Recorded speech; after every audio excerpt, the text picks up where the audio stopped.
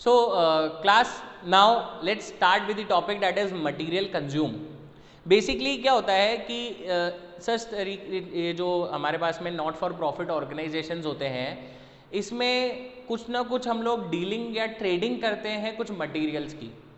तो वहाँ पे आपको ओपनिंग स्टॉक देखना होता है, क्लोजिंग स्टॉक देखना होता है, परचेज देखना होता है, और कई सारी चीज़ों को देखते हुए आपको देखना होता है कि पर्टिकुलर किसी ईयर में हम लोगों ने कितना मटेरियल कंज्यूम करा। That material can be of anything, eatable items हो सकते हैं, कोई कंस्ट्रक्टिव मटेरियल हो सकता है, या कोई फंड या कोई मैच से रिलेटेड अगर आप कर रहे हैं बात, या जिस तरीके की आपकी एनजीओ है उससे रिलेटेड कोई भी मटेरियल हो सकता है जिसका कंजम्पशन आपको कैलकुलेट करना होता है। तो क्लास कोई भी आइटम हो, कोई सी भी चीज़ हो, उसका कंजम्पशन आप कैसे कैलकुलेट करेंगे आप देखिएगा। एक एग्जांपल से समझते हैं हम लोग, ठीक है। Suppose I am having the opening stock, of ₹50,000 during the year. Is it clear? ठीक है। एंड फिर मैं बोलता हूं कि मेरे पास में क्लोजिंग स्टॉक जो है वो रहा मेरे पास में 30,000 का। अभी मैंने आपको परचेज नहीं बताया, सिर्फ ये दो इन्फॉर्मेशन ही दिए मैंने आपको। मैं कहता हूँ मेरे पास में ओपनिंग स्टॉक था 50,000 का, और मेरे पास में क्लोजिंग में स्टॉक रह गया है 30,000 का। तो आप खुद बताइए that how much material have been consumed is in this particular year. तो आपके पास में मटीरियल कंज्यूम डायरेक्टली आ जाएगा। देखिए आप, ओपनिंग में मेरे पास में 50,000 रुपीज़ का स्टॉक था और क्लोजिंग में 30,000 का स्टॉक रह गया है, तो उसका मतलब मैंने 20,000 का मटेरियल कंज्यूम कर लिया होगा। ओपनिंग माइनस क्लोजिंग, यही करा होगा। Is it clear? ठीक है। तो एक तो एग्जाम्पल ये हो गया हमारे पास में। अब सिमिलर एग्जाम्पल में मान लीजिए मैं कहता हूँ आपको कि मेरे पास में ओपनिंग में तो स्टॉक था 50 का, क्लोजिंग स्टॉक था मेरे पास में क्लास 40,000 का, और फिर मैंने बोला कि मैंने परचेज ड्यूरिंग द ईयर, यानी कि इस साल मैंने कुछ गुड्स खरीदे भी थे। Purchase during the year suppose मैंने करा है 1,20,000 रुपीज़ का। Now how I am going to calculate my material consume.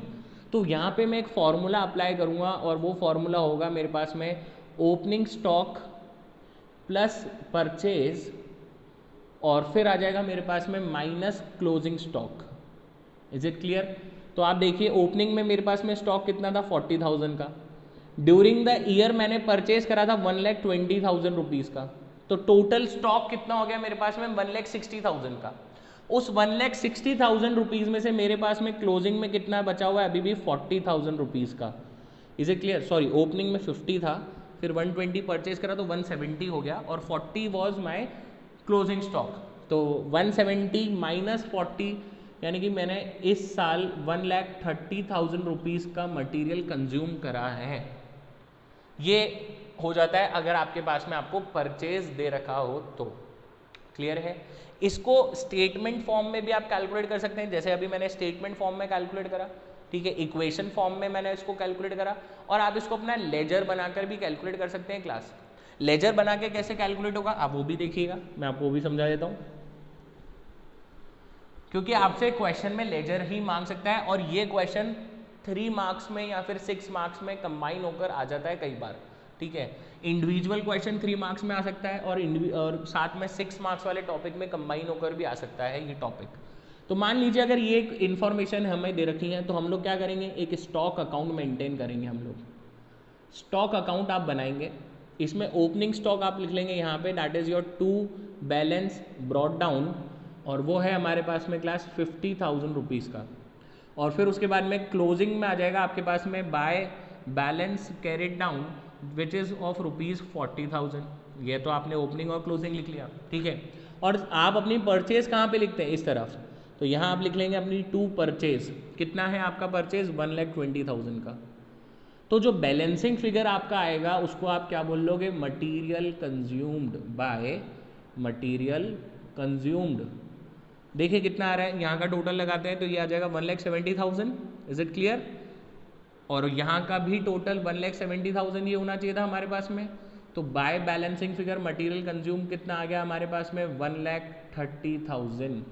This is your balancing figure. Is it clear class?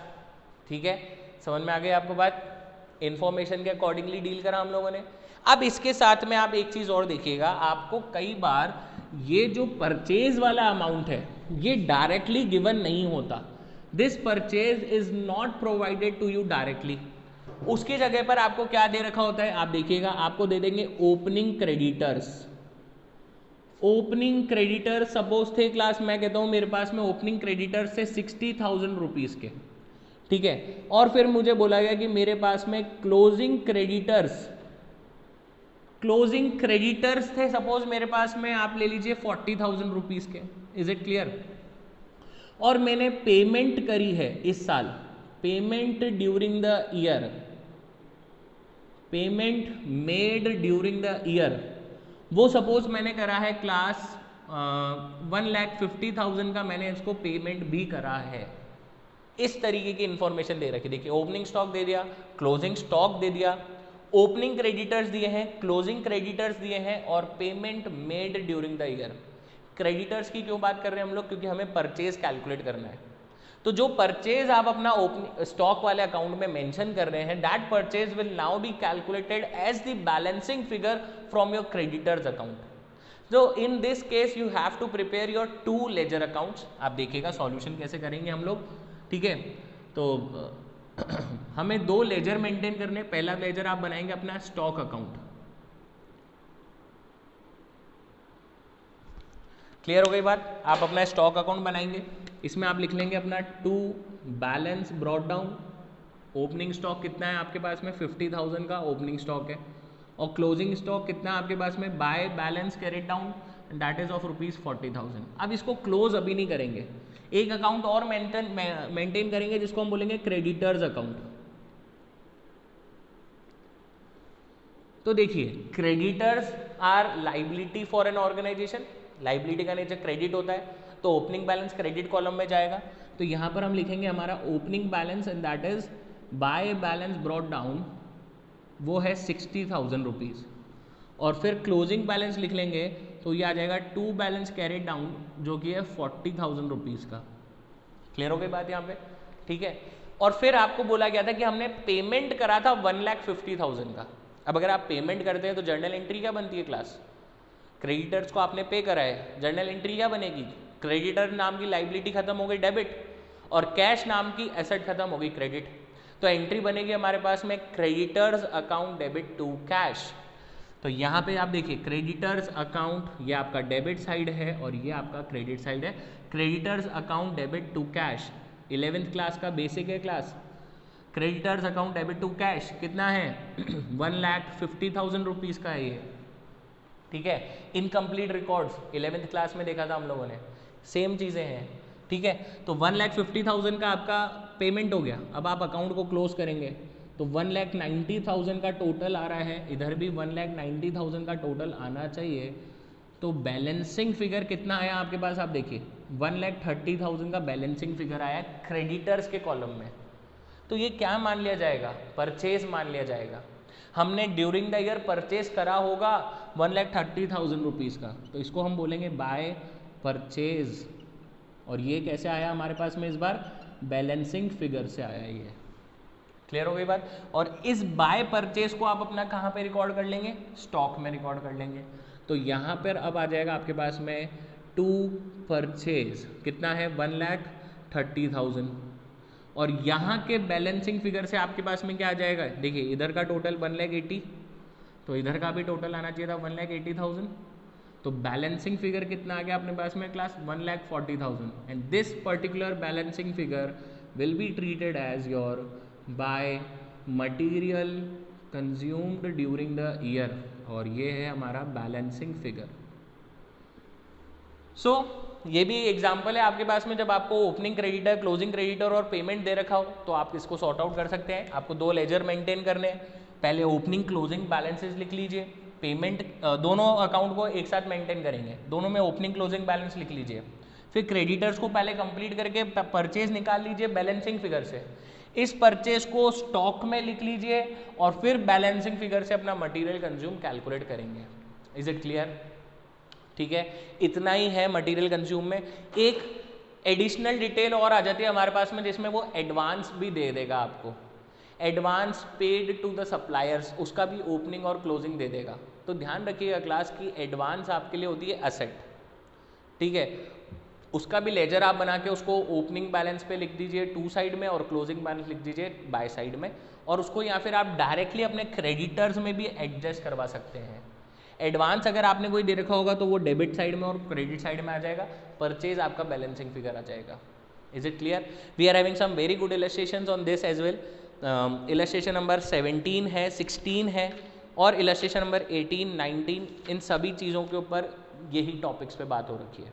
आपको करना है, साथ में करेंगे आप लोग, ठीक है। वीडियो को पॉज करके फिर इन वाले इलस्ट्रेशंस को स्टार्ट करना, देखना, बेसिक जो है इसको ध्यान में रखते हुए सॉल्व करेंगे।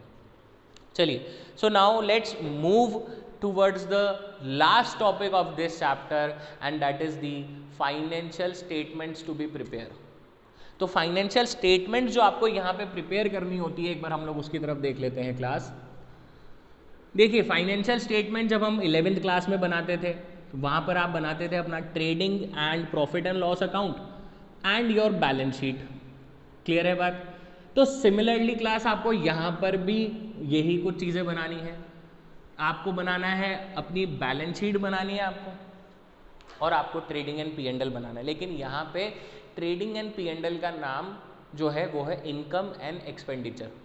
तो और एक चीज़ और एडिशन है यहाँ पर हमारे पास में, अगर हम फाइनेंशियल स्टेटमेंट्स ऑफ NPO की बात करते हैं,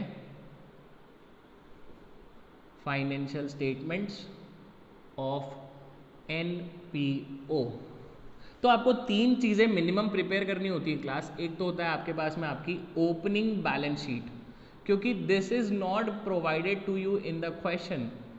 आपको अपनी ओपनिंग बैलेंस शीट बनानी होती है। उसके बाद में आपको अपना इनकम एंड एक्सपेंडिचर प्रिपेयर करना होता है। इनकम एंड एक्सपेंडिचर आपको ये प्रिपेयर करना होगा, और फिर उसके बाद में आपको बनाना होता है क्लास अपनी closing balance sheet. Closing balance sheet आपको ये चीज़ें प्रिपेयर करनी होती है, और इन तीनों ही चीज़ों को प्रिपेयर करने के लिए आपको दे रखा होता है हमारा receipts and payment account. You have been provided with the receipts and payment account which is somewhere equal to the cash book. Receipt and payment में क्या होगा, आपको जितनी भी कैश की इनकमिंग और आउटगोइंग, यानी कि जितना भी कैश रिसिप्ट, जितना भी कैश पेमेंट हुआ है वो दे रखा होगा। एक चीज़ और, इसमें ऐसा नहीं है कि ये रिसिप्ट एंड पेमेंट सिर्फ आपका करंट ईयर का है, या इसमें जो भी चीज़ें आ रही हैं वो सिर्फ करंट ईयर से बिलोंग करती हैं, ऐसा नहीं होगा। इसमें सिर्फ ये देखा जाएगा कि करंट ईयर में हमारे पास में कैश कितना आया और कितना गया, फिर भले से वो कोई से भी ईयर से बिलोंग करता हो। वो रिसीव करंट ईयर में हुआ है तो आप यहाँ पे उसको रिकॉर्ड कर रहे हैं। Now what you have to do is you just have to differentiate the things, you just have to apportion the things from this receipt and payment। आपको यहाँ से कुछ चीज़ें निकालनी हैं जो कि ओपनिंग बैलेंसेज आपको लगते हैं, तो वो आपकी ओपनिंग बैलेंस शीट में चल जाएंगे, ठीक है। आप अगर यहाँ से कुछ देखेंगे जो आपके करंट ईयर के इनकम या एक्सपेंसेस अगर है, जैसे कि रिसिप्ट होगा तो वो इनकम माना जाएगा, पेमेंट होगा तो वो एक्सपेंसेस माने जाएंगे, और अगर आपको लगता है वो करंट ईयर के हैं तो वो डायरेक्टली इनकम एंड एक्सपेंडिचर में as it is copy paste हो जाएंगे। और फिर उसके बाद में अगर आपको लगता है यहाँ से कोई क्लोजिंग बैलेंसेज आ रहे हैं, जैसे कि रिसिप्ट एंड पेमेंट से आपके पास में closing balance of cash and bank, साथ में opening balance of cash and bank, वो आपको यहाँ से मिलेगा। जो रिसिप्ट एंड पेमेंट का ओपनिंग बैलेंस होगा वो कैश या बैंक का ओपनिंग बैलेंस माना जाएगा और ओपनिंग बैलेंस शीट में लिखा जाएगा। जो रिसिप्ट एंड पेमेंट का क्लोजिंग बैलेंस होगा वो कैश और बैंक का क्लोजिंग बैलेंस माना जाएगा और क्लोजिंग बैलेंस शीट में नोट हो जाएगा। अब बची हुई चीज़ों को आपको आइडेंटिफाई करना है। If the particular item belongs to a current year, any of the income और expense belong to a current year, then it should be recorded in your income and expenditure account. साथ में additional information दे रखी होती है तो उससे compare करके हमें निकालना होता है आउटस्टैंडिंग और हमारे जो भी accrued income, unearned income, outstanding expenses या फिर प्रीपेड एक्सपेंसेस, इन सब चीज़ों को कैलकुलेट करना होता है। But remember one thing class, आप इन तीनों स्टेटमेंट्स को साथ में मेंटेन करिएगा। मैं बहुत आपको समझा के ये चीज़ बोल रहा हूँ कि आप इन तीनों को साथ में ही मेंटेन करेंगे तो बहुत ईजी हो जाएगा। कई बार स्टूडेंट्स होते हैं वो अलग अलग चीज़ें प्रिपेयर करते हैं, पहले ओपनिंग बैलेंस शीट पूरी बना लेंगे, फिर उसके बाद में इनकम एंड एक्सपेंडिचर पूरा बनाएंगे, फिर उसके बाद में क्लोजिंग बैलेंस शीट बनाएंगे। ऐसा नहीं है, जो इन्फॉर्मेशन जिधर मिलती जा रही है, अगर आपको लग रहा है कि ये इन्फॉर्मेशन क्लोजिंग बैलेंस शीट की है, आप खाली फॉर्मेट बना के रखिए, उसमें एंटर करते जाइए। अदरवाइज़ क्या होता है, बाद में हम लोग कुछ इन्फॉर्मेशन को मिस कर देते हैं। हमें लगता है ये तो क्लोजिंग का है, जब हम क्लोजिंग बनाएंगे तो उसमें ऐड कर देंगे, नहीं कर पाते, भूल जाते हैं। वहाँ पे एग्जाम प्रेशर इतना ज़्यादा होता है कि उसको ऐड ही नहीं कर पाते। That is the reason I am requesting you once again that you have to prepare all of these 3 statements in a simultaneous manner. एक साथ बनाएंगे आप इन तीनों को। आप ओपनिंग बैलेंस शीट का खाली फॉर्मेट बना लीजिए, इनकम एंड एक्सपेंडिचर का खाली फॉर्मेट बना लीजिए, और बैलेंस शीट का खाली फॉर्मेट बना लीजिए। Is it clear? ओके, तो हम लोग एक आध इलस्ट्रेशन देख लेते हैं क्लास इससे रिलेटेड, है ना। कुछ इलस्ट्रेशंस काफ़ी अच्छे हैं, हम एक कोई सा भी एक देख लेते हैं। जैसे अभी हमारे पास में आ रहा है इलस्ट्रेशन नंबर 21 इज़ देयर, और या फिर आप देख सकते हैं इलस्ट्रेशन नंबर 22 है। 22 वाला देख लेते हैं, ये भी अच्छा है।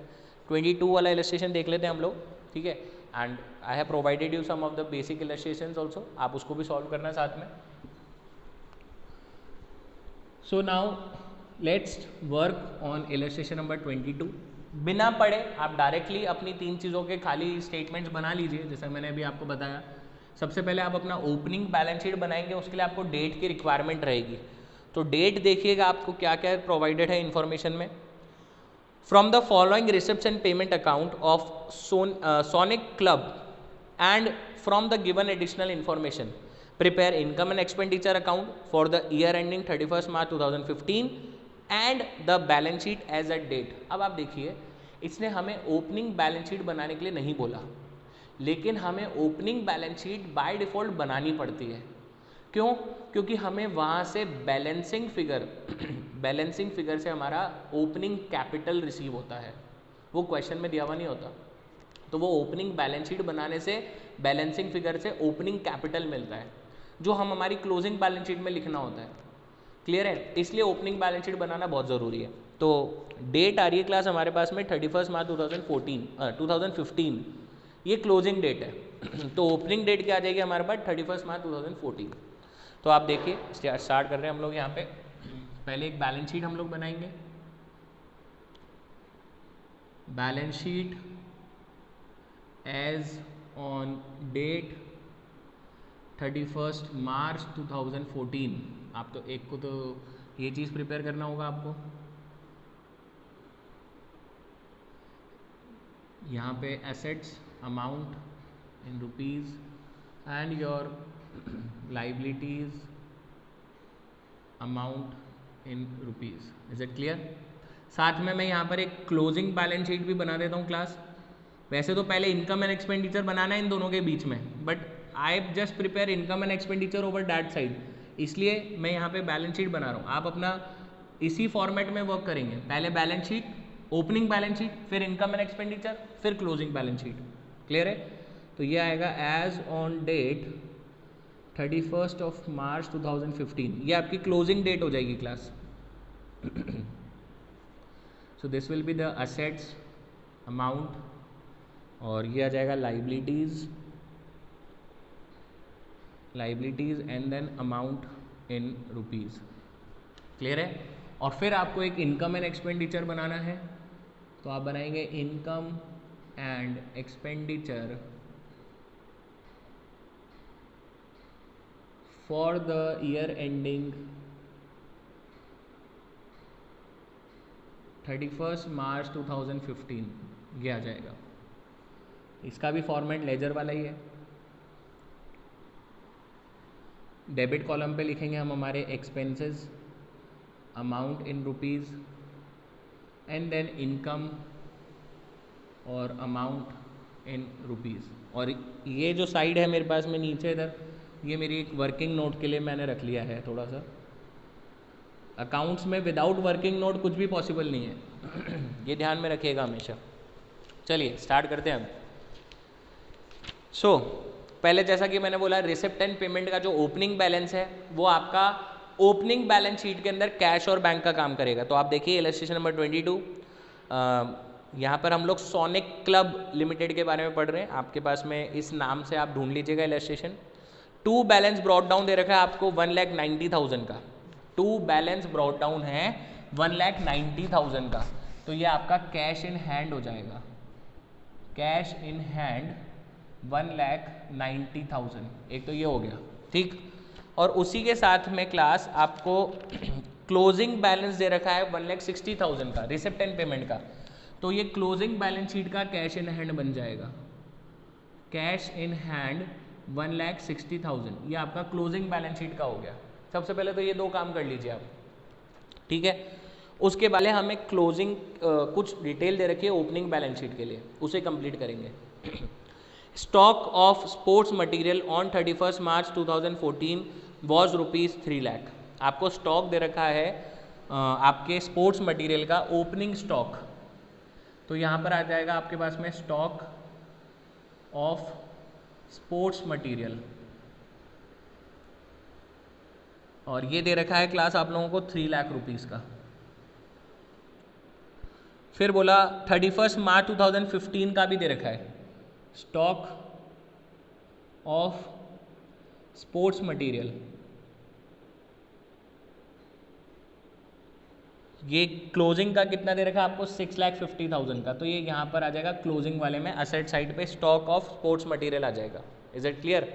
ठीक है, चलिए अब हम लोग देखते हैं हमारे पास में रिसिप्ट एंड पेमेंट में, उसमें सबसे पहले हम देख रहे हैं हमारा रिसिप्ट वाला कॉलम, और वहाँ पे है हमारे पास में टू सब्सक्रिप्शन 6,60,000, और अगर आप अपनी पीछे एडिशनल इन्फॉर्मेशन देखें तो वहाँ पे लिखा हुआ है the club had received ₹20,000 for subscription in 13-14 for the year 14-15, यानी कि हम लोगों ने 31 मार्च 2013-14 में 20,000 रुपीज़ का कोई सब्सक्रिप्शन रिसीव करा था which belongs two year 14 and 15। तो क्लास ये आपके पास में ओपनिंग एडवांस है, समझ रहे हैं आप। 13-14 में कोई सब्सक्रिप्शन रिसीव करा था, कौन से ईयर से बिलोंग करता है? 14-15 से बिलोंग करता है, तो एडवांस सब्सक्रिप्शन है, ओपनिंग एडवांस बनेगा ये हमारे पास में 20,000 रुपीज़ का। तो देखिए आप सब्सक्रिप्शन है, इनकम कॉलम पे लिखेंगे, तो यहाँ पर आप बाय सब्सक्रिप्शन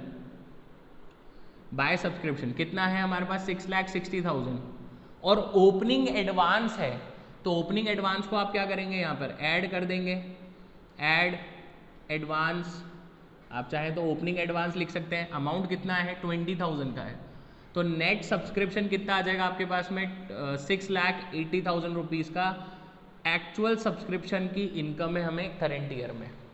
क्लियर हो गई बात? ठीक है, और ये अगर आपको ओपनिंग सब्सक्रिप्शन का ओपनिंग एडवांस दे रखा था तो आप इसको अपना बैलेंस शीट में भी शो करेंगे। मैंने आपसे कहा था कि ये वाली चीज़ें बैलेंस शीट में भी जाती हैं। एडवांस सब्सक्रिप्शन लाइबिलिटी है, ओपनिंग एडवांस सब्सक्रिप्शन होगा तो ओपनिंग बैलेंस शीट में लाइबिलिटी साइड में, तो यानी यहाँ पर आ जाएगा आपके पास में ओपनिंग एडवांस सब्सक्रिप्शन, और ये आ जाएगा 20,000 रुपीज़ का। Is it clear? ओके, तो ये 20,000 रुपीज़ का हो गया हमारे पास, सब्सक्रिप्शन का काम कर चुके हैं हम लोग। चलिए आगे देखते हैं अब हम लोग। रिसिप्ट्स में और कुछ दे रखा है आपको। रिसिप्ट्स में बोला था to interest on investments at 8% per annum for full year ₹40,000। अब देखिए एक वर्किंग आएगी यहाँ पे आपके पास में क्लास, उसने बोला है कि हमें इंटरेस्ट ऑन इन्वेस्टमेंट्स हो रहा है at the rate of 8% per annum of ₹40,000। अब क्लास बहुत ध्यान से देखेंगे, 8% पर एनम के हिसाब से पूरे साल भर का इंटरेस्ट आ रहा है 40,000 रुपीज़ का, इन्वेस्टमेंट्स के ऊपर आ रहा है। कहीं पर भी इन्वेस्टमेंट से रिलेटेड डिटेल नहीं दे रखी आपको, लेकिन आपको इंटरेस्ट दे रखा है, तो इसका मतलब ये हो गया कि हमारे पास में ओपनिंग में कोई इन्वेस्टमेंट्स चल रहे होंगे, आपको वो कैलकुलेट करने पड़ेंगे। क्लास इन्वेस्टमेंट्स हैं तभी तो उसके ऊपर इंटरेस्ट आया है, तो यहाँ से आपको कुछ कैलकुलेशंस करनी पड़ती। ये थोड़ा सा आपका बहुत ध्यान रखने वाला पार्ट है कि कौन सी चीज़ से क्या इन्फॉर्मेशन ग्रैब करनी है आपको। तो अगर यहाँ पर इंटरेस्ट ऑन इन्वेस्टमेंट्स लिखा है 40,000 का, तो आपको यहाँ पर इन्वेस्टमेंट कैलकुलेट करना पड़ेगा। तो the value of investments will be, value of investments कैसे निकालेंगे आप इन्वेस्टमेंट्स? देखिए ये 40,000 रुपीज़ का जो इंटरेस्ट है वो आपका 8% के बराबर है, यानी कि 40,000 रुपीज़ जो है दैट इज इक्वल टू 8, तो आपका 100 के बराबर कैलकुलेट करना है, कितना हो जाएगा तो आप कैलकुलेट कर लीजिए। 8 5 ज़ा 40, इज इट क्लियर? तो 5,000 इंटू 100 यानी कि आपके पास में 5 लाख रुपीज़ के इन्वेस्टमेंट्स चल रहे हैं, तभी तो आपको 40,000 का इंटरेस्ट अर्न हुआ है ना क्लास। ठीक है, तो आप क्या करेंगे, ओपनिंग बैलेंस शीट में इन्वेस्टमेंट्स लिख लेंगे पहले तो, कितने के, 5 लाख रुपीज़ के, और ये वर्किंग नोट नंबर 1 है तो यहाँ पे नीचे लिखेंगे आप नोट 1। क्लियर हो गई बात? देखिए कौन सी इंफॉर्मेशन से कहाँ की चीज़ें मिल रही है आपको, ये चीज़ें ध्यान रखनी पड़ती हैं इस चैप्टर में बस। ठीक है प्लस आपको इंटरेस्ट हुआ, इनकम है, तो यहाँ पर आप आ जाइए बाय इंटरेस्ट ऑन इन्वेस्टमेंट्स, कितना हुआ ये 40,000 रुपीज़ का है। ठीक, और इन्हीं इन्वेस्टमेंट्स को आपको और कहाँ पे लिखना होगा, अपनी क्लोजिंग बैलेंस शीट में भी लिखना है, तो यहाँ पर भी आप अपना मेंशन कर लीजिए इन्वेस्टमेंट्स कितने के हैं, 5 लाख रुपीज़ के। क्लियर हो गई बात? Is it clear? चलिए आगे देखते हैं क्लास। अब हम लोग, ये हमारी रिसिप्ट वाली साइड हो गई, अब सैलरीज पे देख लेते हैं, पेमेंट वाली साइड पे आते हैं। बाय सैलरीज 3,30,000 रुपीज़ का है हम लोगों ने 3,30,000 रुपीज़ की सैलरी जो है वो पे करी है। देखिए कोई एडिशनल इन्फॉर्मेशन तो नहीं दे रखी। Salaries had been paid for only 11 months, यानी कि जो 3,30,000 रुपीज़ की सैलरी है, वर्किंग नोट नंबर 2, जो सैलरी आपने 3,30,000 रुपीज़ की पे करी है वो सिर्फ 11 मंथ की है। But in the income and expenditure हमें साल भर के एक्सपेंसेस रिकॉर्ड करने, वेदर पेड और नॉट, वेदर रिसीव्ड और नॉट। इनकम होगी तो रिसीव्ड और नॉट देखेंगे, एक्सपेंसेस होंगे तो पेड और नॉट देखेंगे। Is it clear? तो 3,30,000 रुपीज़ आप पे कर रहे हैं बट ओनली फॉर 11 मंथ, आपको 12 मंथ का कैलकुलेट करना है क्लास। तो आप देखिए इसको 11 से इसको देखते हैं तो ये हो जाएगा हमारे पास में 3 और ये हो जाएगा हमारे पास में 30,000, तो आप इसको इंटू 12 कर देंगे तो ये आ जाएगा 3,60,000, यानी कि एक्चुअल एक्सपेंस तो कितने का है, देखिए 2 सैलरी, इसमें आप करेंगे 3,30,000 और ऐड क्या कर देंगे आप, आउटस्टैंडिंग सैलरी, ये हमारी आउटस्टैंडिंग है, कितने की आउटस्टैंडिंग हो गई हमारे पास में 30,000 रुपीज़ की, और नेट अमाउंट कितना आ जाएगा हमारे पास में, आउटर कॉलम में लिखेंगे हम लोग 3,60,000 का। और आउटस्टैंडिंग सैलरी करेंट ईयर के आउटस्टैंडिंग है तो इसको लाइबिलिटीज़ में यहाँ पर आके क्लोजिंग बैलेंस शीट में लिख लेंगे आउटस्टैंडिंग सैलरी, कितना हो जाएगा ये 30,000 रुपीज़ का हो जाएगा।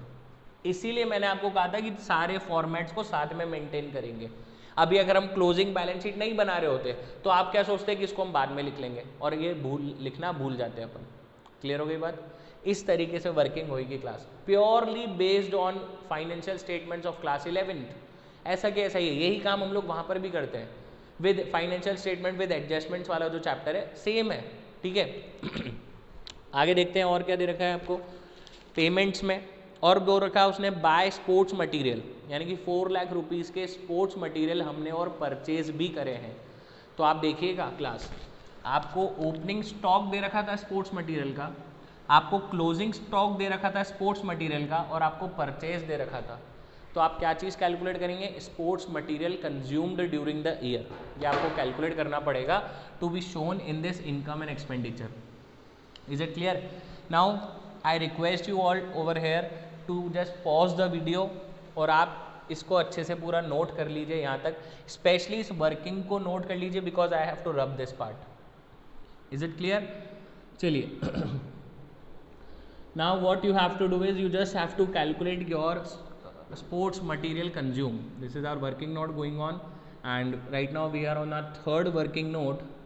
We have to calculate sports material consumed during the year. ये आपको उसने बोला नहीं है लेकिन आपको कैलकुलेट करना पड़ेगा, क्योंकि आपको ओपनिंग स्टॉक दे रखा था, क्लोजिंग स्टॉक दे रखा था और आपको परचेज दे रखा था, इसलिए। तो आप देखिए आपका ओपनिंग स्टॉक कितना है, इसमें opening stock of sports material consume है 3 लाख रुपीज़ का। Is it clear? इसमें ऐड क्या कर लेंगे हम लोग, हमारा purchase during the year, purchase during the year, purchase हम लोगों ने कितने रुपीज़ का कराया क्लास, 4 लाख रुपीज़ का। पेमेंट साइड में देखिएगा वहाँ पे लिखा है 4 लाख का हमने परचेज करा, तो टोटल हो गया हमारे पास में 7 लाख का। इसमें से लेस कर देंगे आप अपना क्लोजिंग स्टॉक। क्लोजिंग स्टॉक कितना है आपका क्लोजिंग स्टॉक? देखिए क्लोजिंग बैलेंस शीट में 6,50,000 का क्लोजिंग स्टॉक चल रहा है, तो यानी कि हम लोगों ने कितना कंज्यूम करा है करंट ईयर में? 50,000 का। और ये एक्सपेंस वाली साइड पे जाकर आप यहाँ लिखेंगे to sports material consumed, and this will be note number 3। कितना आ जाएगा? 50,000 आ जाएगा। क्लियर हो गई बात? तो आप देखिए हमने कौन कौन से फिगर्स को यूटिलाइज करके क्या चीज़ कैलकुलेट करी है। ये बेसिक ध्यान में रखना पड़ता है बस आप लोगों को। इंडिविजुअल था, इंडिविजुअल ट्रीटमेंट देखा था मटेरियल कंज्यूम का, यहाँ पे मर्ज होकर आ गया, देखिए। ठीक है, तो ये चीज़ हो गई। उसके बाद क्लोजिंग बैलेंस था, हम लोग पहले ही यूज़ कर चुके हैं। एडिशनल इन्फॉर्मेशन अपन ने पूरी कवर कर ली है, कुछ बचा नहीं है। इतना करने के बाद आपको क्या करना है क्लास? आपको सबसे पहले अपनी क्लोजिंग बैलेंस शीट को बंद करना है और आपको अपना बैलेंसिंग फिगर कैलकुलेट करना है। तो आप देखिए आपके क्लोजिंग बैलेंस शीट में आ रहा है 1,90,000, 3 लाख रुपीज़ और 5 लाख रुपीज़ आ रहा है, और यहाँ पे आपके पास में आ रहा है 20,000। तो अगर आप बैलेंसिंग फिगर निकालें तो यहाँ पर आ रहा है हमारे पास में कैपिटल फंड, कितना आ रहा है? 9,70,000। ये आपका क्या है? बैलेंसिंग फिगर है। और इसी को आप क्या करेंगे? यहाँ पे लिख लेंगे, ओपनिंग कैपिटल फंड करके लिखेंगे आप इनर कॉलम में 9,70,000। और उसके बाद में आप क्या करेंगे? ये तो आपका बंद होगी ये वाली बैलेंस शीट। अब आप अपना इनकम एंड एक्सपेंडिचर बंद करेंगे। Over here what will be the balancing figures? या तो प्रॉफिट होगा या लॉस होगा। तो यहाँ पे आप क्या बोलते हैं? या तो सरप्लस, प्रॉफिट को हम बोलते हैं सरप्लस, और लॉस को हम लोग बोलते हैं deficit. If your income side is greater than, if the total of your income side is greater than the total of your expense column, then it will be considered as your surplus। या फिर आप उसको बोलेंगे income over your expenses. और अगर आपका expense वाला column ज़्यादा है as compare to your income, तो आप उसको बोलेंगे डेफिसिट। बैलेंसिंग फिगर अगर यहाँ पर आता है इनकम साइड पे डेफिसिट, और अगर बैलेंसिंग फिगर क्रेडिट साइड पे एक्सपेंस वाली साइड पे आता है then it will be known as your surplus.